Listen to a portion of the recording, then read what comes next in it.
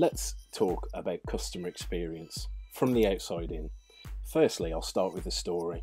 Many years ago there was a professor and he was handing out test papers at a university, and one of the students put their hand up and said, "Sir, all of the questions on this exam paper are exactly the same as they were last year."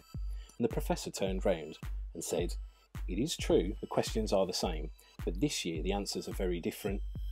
Now, taking that into account, many of the questions that we face in a business world are exactly the same as they were many years ago. They've got different names, they've got different acronyms, they've got different complexities attached, but essentially are the same questions. So rather than reframing how we ask the questions, let's reframe how we answer the questions.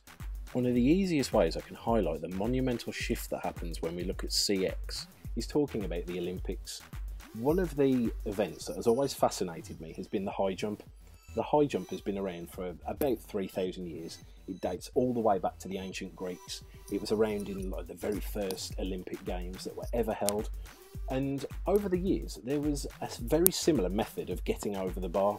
There was one method that most people used, and it was deemed to be the best practice way of doing it, until one man came along called Dick Fosbury and changed everything. He approached the bar in a completely different way and achieved breakthrough performance, and in doing that overturned 3,000 years of best practice. Now, some people decided that they wanted to carry on doing things the old way. They wanted to keep doing things the way that they were comfortable with, but what that meant for them is that they could no longer compete. Every single gold medal that has been won since the invention of the Fosbury flop has been won using that method, and that's what I'll be showing you. I'll be showing you the methods, the tools and techniques that overturn many years of perceived best practice. So who are the people doing this stuff? People like Apple, people like Google. You have people like BMW and people like Bentley are doing this sort of stuff. People like Zara, people like Southwest Airlines looking at customer experience in a completely different way. People like Virgin, people out there like Amazon and Jeff Bezos, people like Zappos, people like Emirates. All of these people are looking at customer experience from the outside in. But what do all of these people have in common? Well, they're all different shapes, they're all different sizes, they're all in different industries, but the one thing they all have in common is their attitude towards the customer. And that is the only important thing you need to have in common. So, people call this customer centricity, they call it customer experience management, working backwards, people call it customer expectation management, CX management. There's loads and loads of different ways of calling this a different thing. There's loads of buzzwords that get used, but essentially it all is the philosophy of outside in.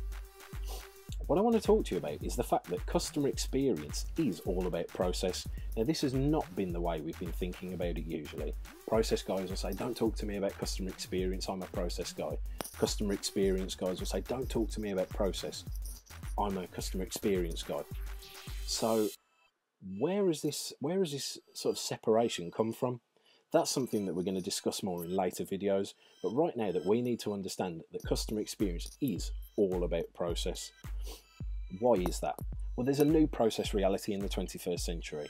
What we need to realise is that everything an organisation does is process. There is not a single thing that happens within an organisation or a business that is not process. And because of that, it means that processes are actually the DNA of the organisation.